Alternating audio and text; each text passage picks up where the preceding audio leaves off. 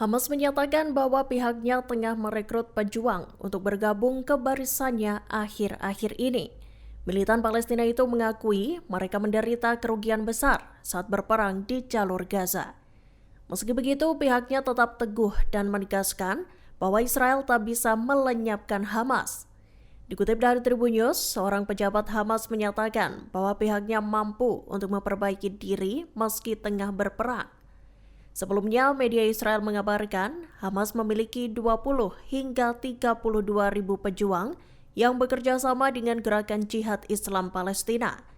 Menurut data yang dihimpun, jumlah pejuang Hamas yang beroperasi di Gaza saat ini lebih dari 20 ribu pejuang. Mereka datang dari organisasi yang berbeda-beda. Para pejuang Hamas itu tersebar di seluruh sektor di Divisi Utara dan Divisi Selatan. Militer Israel mengklaim telah melakukan serangan terhadap peluncur roket Hizbullah di Lebanon Selatan. Serangan itu dilesatkan Israel pada Kamis 2 Januari 2025 di tengah kesepakatan gencatan senjata yang berlaku antara kedua belah pihak. Sebagai informasi, gencatan senjata resmi diberlakukan di Lebanon pada 27 November 2024 lalu. Dikutip dari Arab News, militer Israel IDF mengatakan bahwa serangan itu menarget peluncur roket jarak menengah di daerah Nabatiyah. Sedikitnya 3 serangan diluncurkan oleh pasukan Israel di kawasan tersebut. Diketahui sebelum serangan dilesatkan, IDF sempat meminta Hizbullah untuk menetralisir peluncur yang dinilai membahayakan warga Israel dan pasukan. Namun Hizbullah tak menanggapi permintaan itu hingga membuat IDF melesatkan serangan. IDF bersikeras bahwa mereka bertindak untuk menghilangkan ancaman apapun terhadap Israel.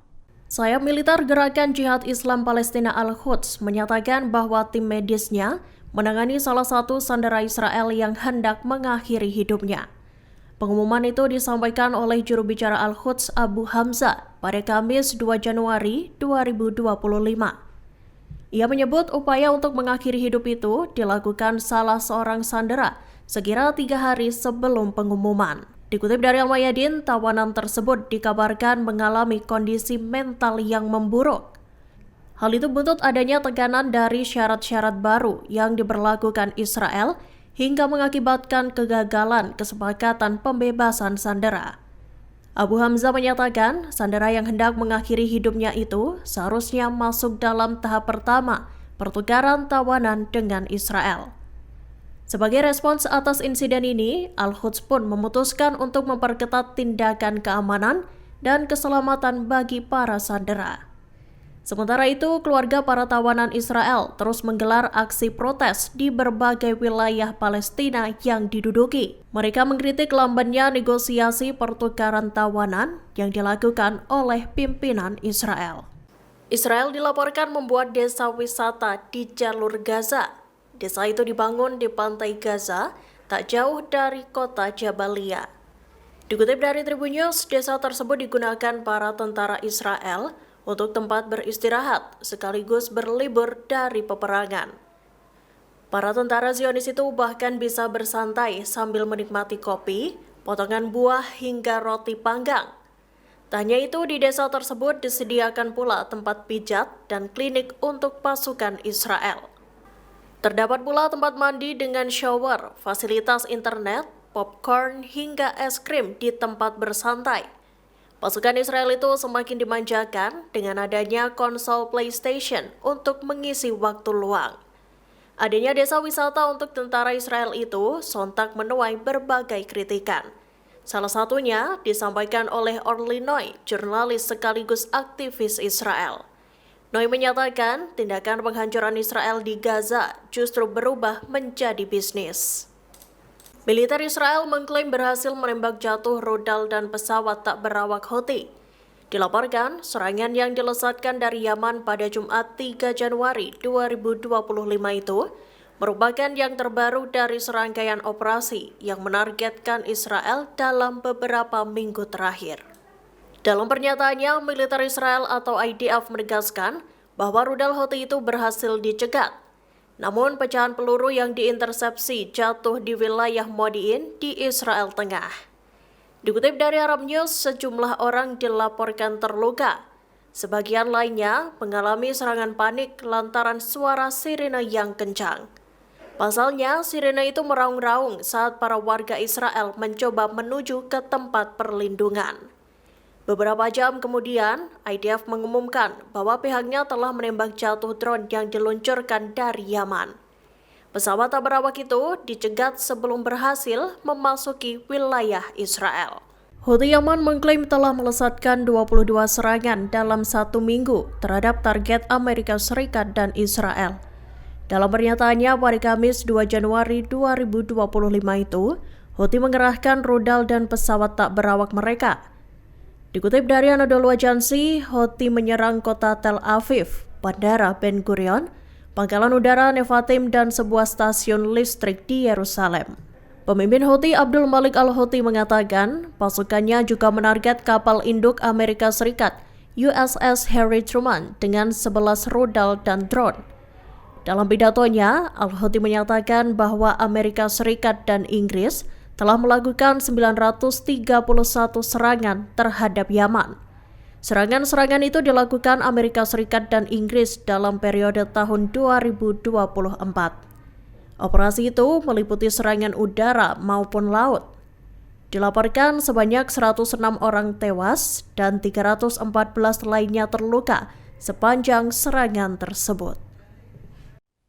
فيما يتعلق بالإسناد اليمني الذي هو إسناد متكامل للشعب الفلسطيني ومجاهديه الأعزاء في معركة الفتح الموعود والجهاد المقدس وفي إطار المرحلة الخامسة من التصعيد. كان هناك عمليات كثيرة في هذا الأسبوع، منها القصف بصواريخ فلسطين 2 الفرد صوتية وبصاروخ ذو الفقار الباليستي إلى يافا المحتلة واستهداف مطار بن غوريون وعلى قاعدة نفاتيم الجوية في صحراء النقب وللمحطة كهربائية تابعة للعدو جنوب القدس المحتلة وفي مناطق أخرى. كان هناك أيضا عمليات بالطائرات المسيرة وعملية أيضا في البحار، عملية استهداف سفينة حاويات اخترقت الحظر على العدو الإسرائيلي وتم الاستهداف لها بعدد من الطائرات المسيرة شرقي البحر العربي. كان هناك في هذا الأسبوع أيضا عملية كبيرة ومهمة وقوية بالاستهداف للمرة الثانية لحاملة الطائرات الأمريكية ترومان. Sayap militan Hamas Brigada Al-Qassam melakukan penyerangan di kawasan Netivot Selatan Israel. Operasi itu tampak dibagikan Al-Qassam lewat saluran Telegram mereka pada Kamis 2 Januari 2025. Dalam video yang dirilis, Al-Qassam menggunakan roket Q-18 sebagai pembalasan untuk pasukan Zionis. Seorang pejuang Al-Qassam tampak menyiapkan roket yang hendak dilesatkan ke Netivot. Tampak pejuang Al-Qassam itu merakit sebuah alat yang digunakan untuk menyerang pemukiman tersebut. Di malam hari, rentetan roket Q-18 pun melesat secara beriringan. Diketahui Al-Qassam melakukan serangan itu buntut pembantaian yang dilakukan Zionis terhadap warga sipil.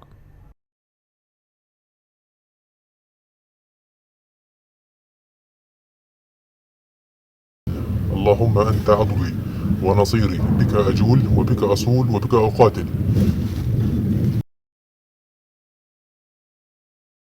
سيتم إطلاق رشقة صاروخية على أراضينا المحتلة على مدينة نتيفوت.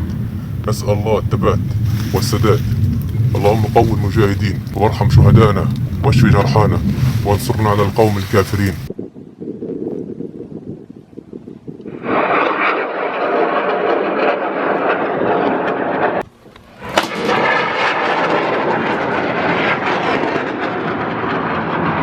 Download Tribun X sekarang, menghadirkan lokal menjadi Indonesia.